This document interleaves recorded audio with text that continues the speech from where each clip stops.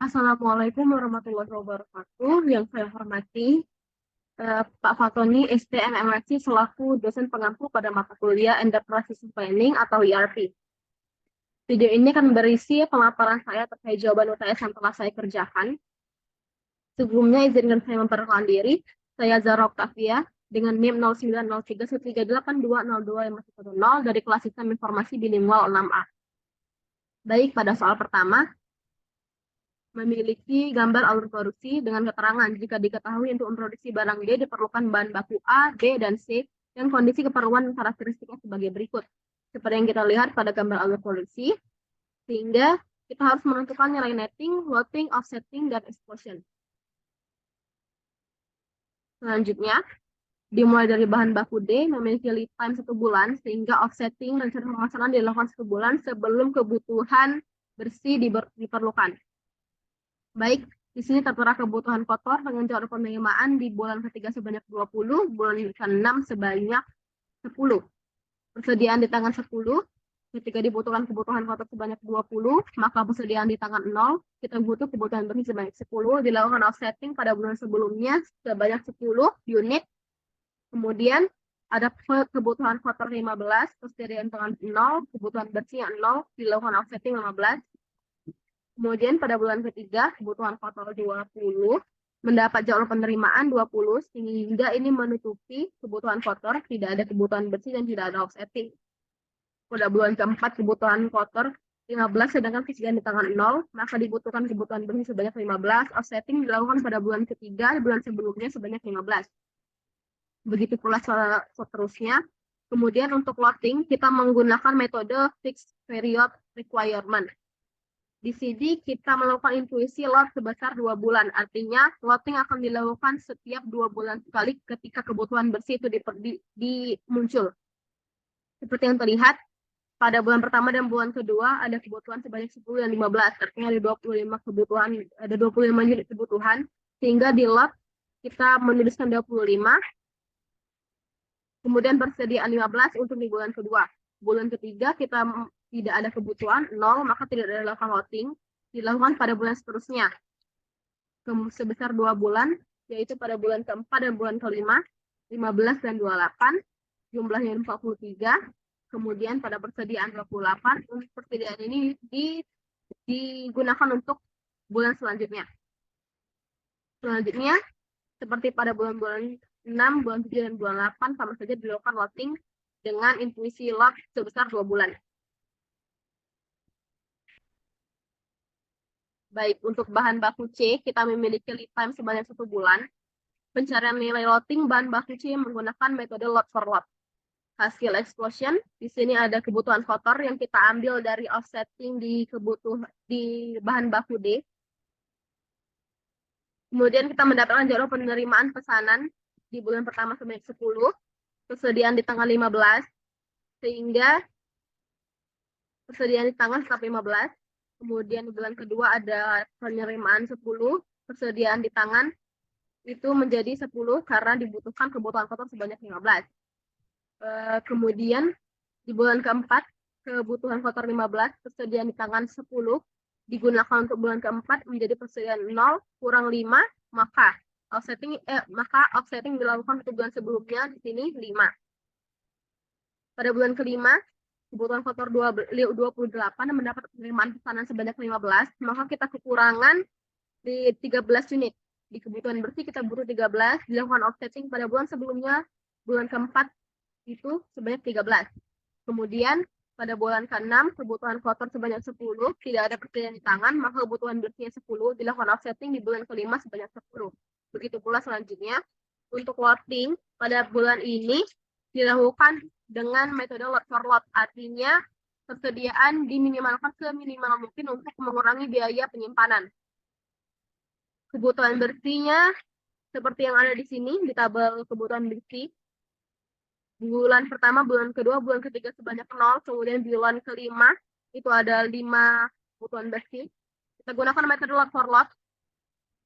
Artinya kita hanya melakukan load sebanyak kebutuhan bersih itu.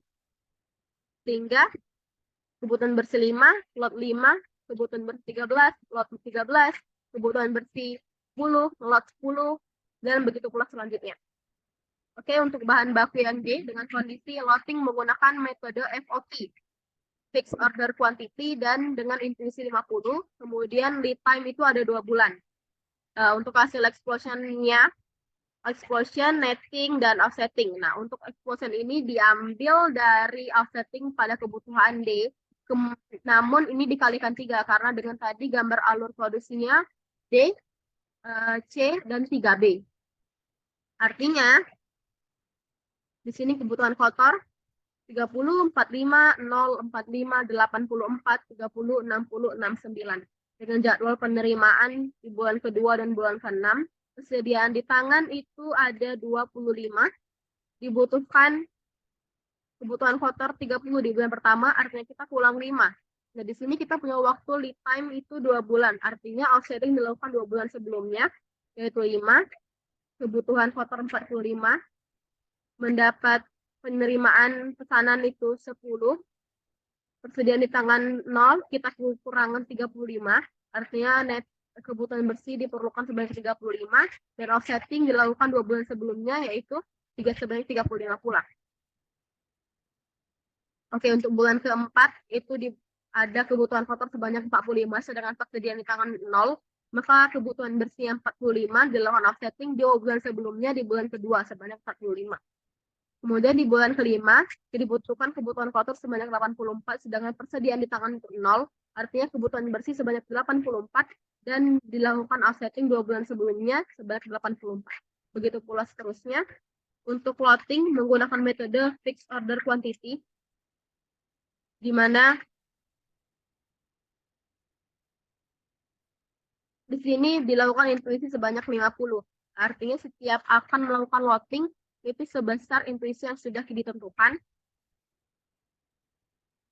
Untuk bulan pertama dan bulan pertama itu kebutuhan bersihnya 5, tidak ada persediaan, langsung kita lakukan lot.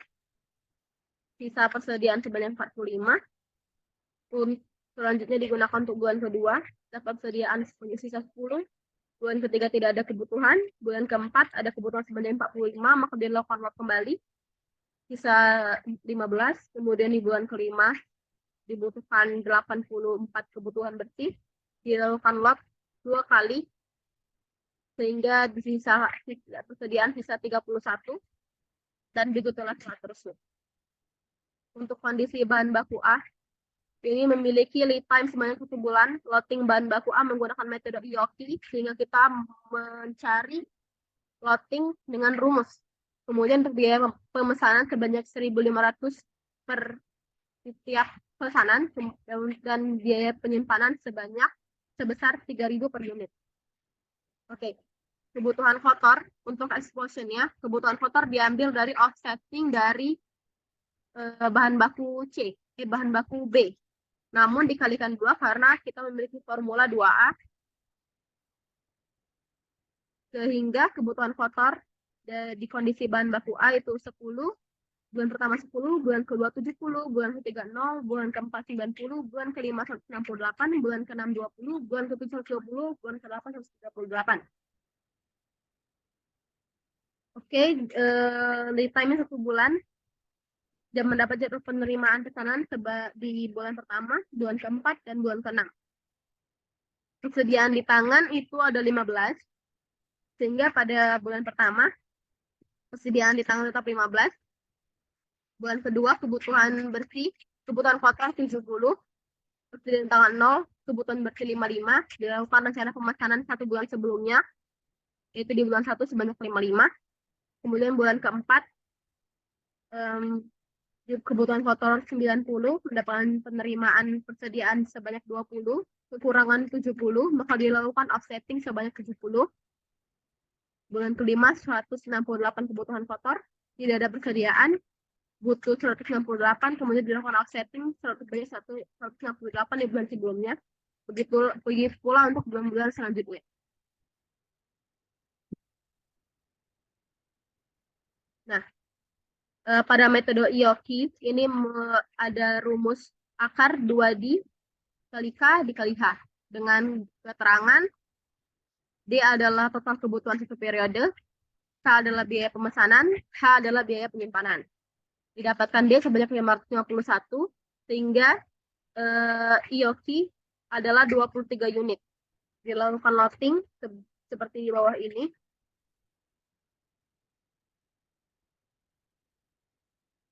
Pada bulan kedua, 55. Kemudian kita melakukan lot sebanyak 23. Namun kurang, maka dikalikan 3. Sisa 14, 70. Sisa 13. Kemudian pada bulan 5, 168. Sisa 6. Di bulan ke-7, 120. 23 dikali 5, sisa 1. Pada bulan terakhir, 138. 20, lotnya 23 dikali 6, sisa 1.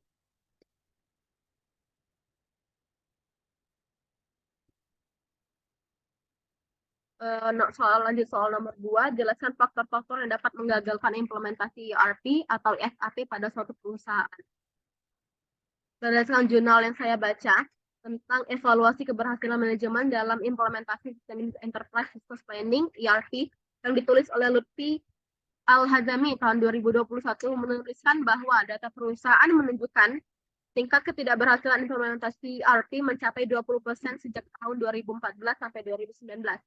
Kegagalan ini diindikasikan melalui mundurnya waktu go live dari waktu yang sudah direncanakan. Biaya yang tiba-tiba membengkak di awal implementasi sampai pada penyampaian tidak baik dari key performa indikator. Itu ada 4. 1, kurangnya dukungan dan komitmen dari top manajemen dan user. Menurut Nur et al. 2011,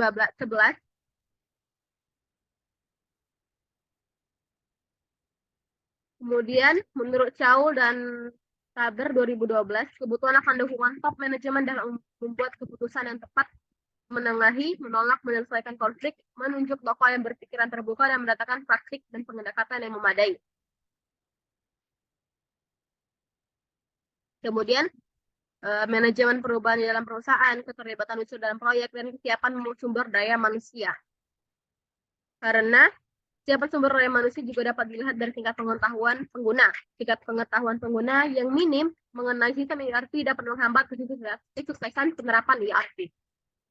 Terakhir, soal nomor 3, jelaskan perbedaan mendasar pengembangan sistem dengan pendekatan ERP dengan pengembangan sistem yang lainnya. Dan memberikan contoh pengembangan sistem informasi layanan di perguruan tinggi akademik. Oke, ERP itu memiliki dua ciri khusus, yaitu konsep pembentuk ERP adalah the best practice, sehingga pendekatan ini bertujuan agar dapat digunakan pada setiap perusahaan yang berbeda, karena ERP dapat di-customize meskipun spesifikasinya tidak sama. Kemudian terjadi otomatisasi sistem atau one input multi-proses yang terintegrasi pada semua komponen pembentuk sistem.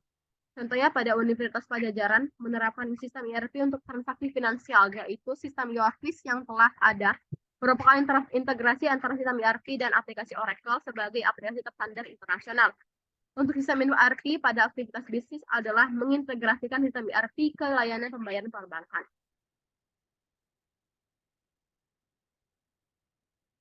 Baik, sekian dari saya. Saya Siri. Wassalamualaikum warahmatullahi wabarakatuh.